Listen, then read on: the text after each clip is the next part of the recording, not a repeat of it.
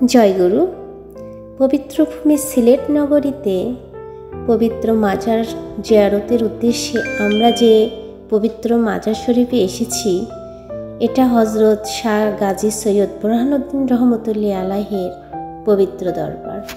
হজরত বুরহানুদ্দিন বাংলাদেশের প্রথম মুসলমান ছিলেন। হয়তো তারই কুরবানির বদৌলতেই আজ আমরা মুসলমান। 1300 সনের দিকের ঘটনা। রাজা গৌর গোবিন্দের রাজ্যে তখন গরু জবাই নিষিদ্ধ ছিল। নিরীহ মুসলমান বুরহানুদ্দিন নিঃসন্তান ছিলেন। তিনি মানত করলেন তার সন্তান হলে গরু কুরবানি দেবেন। আল্লাহ তাআলা তার সন্তান দিলেন। মানত পুরা করার জন্য গরু কুরবানি দিলেন, কিন্তু জবাই নিষিদ্ধ হওয়ায় কিছু গোশত ভক্ষণের পর পুরোটাই মাটির নিচে চাপা দিয়ে দিলেন। কিন্তু একটা কাক গর্ত থেকে একটা হাড্ডি বের করে গৌর গোবিন্দের যাত্রাপথে ফেলে দিলেন। মনে হয় এটাই ছিল বাংলাদেশের মুসলমান আবির্ভাবের পটভূমি। রাজা ক্ষিপ্ত হলেন, বুরহানুদ্দিনের পরিবারকে ডেকে পাঠালেন। মা ও বাবার সামনে গরু হত্যার প্রতিবাদে বুরহানুদ্দিনের শত সাধনার ধন একমাত্র সন্তানকে জবাই করে দেওয়া হলো এবং হজরত বুরহানুদ্দিন রহমতুল্লাহ আলাইহির হাত কেটে দেওয়া হলো। তখন হজরত বুরহানুদ্দিন রহমতুল্লাহ আলাইহির কষ্টের বিচার দেওয়ার জায়গা আল্লাহ ছাড়া আর কেউই ছিল না। সে মনের দুঃখে দেশ ছেড়ে চলে যাচ্ছিল।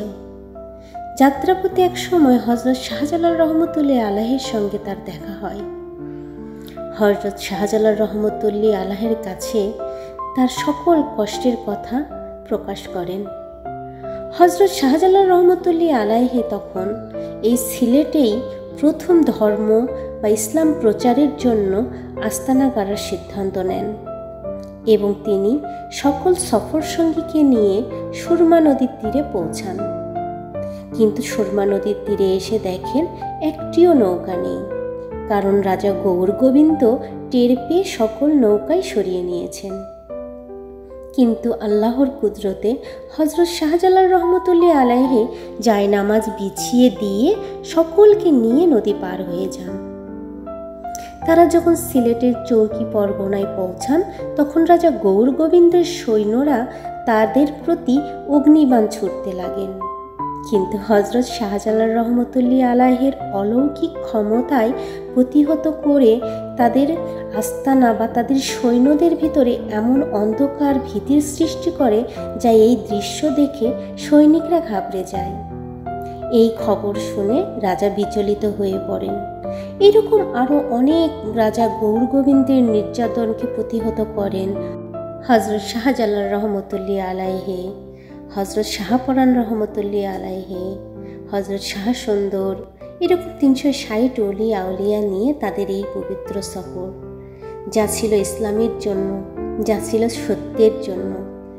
এই অলি আউলিয়াদের জন্যই আমরা ইসলামকে দেখতে পেয়েছি, জানতে পেরেছি, সত্যের পথকে ধারণ করতে পেরেছি। যারা বলে এই ইসলাম, এই ধর্ম শুধু নামাজ বন্দিকে রোজা করলেই প্রতিষ্ঠিত হয়ে যায়, তাদেরকে প্রশ্ন করি, তবে এই অলি আউলিয়াদের জীবনী দেখে কি পাওয়া যায়?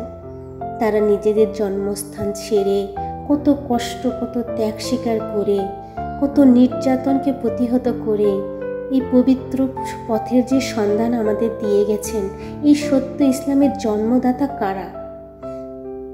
তাই অলি আউলিয়ার পবিত্র দরবার জিয়ারত করে তাদের আশীর্বাদ, তাদের কৃপাদৃষ্টি নেওয়া আমাদের সকলেরই প্রয়োজন। তবেই মানুষ হতে পারবো, তবেই সত্য পথে পথিক হতে পারবো।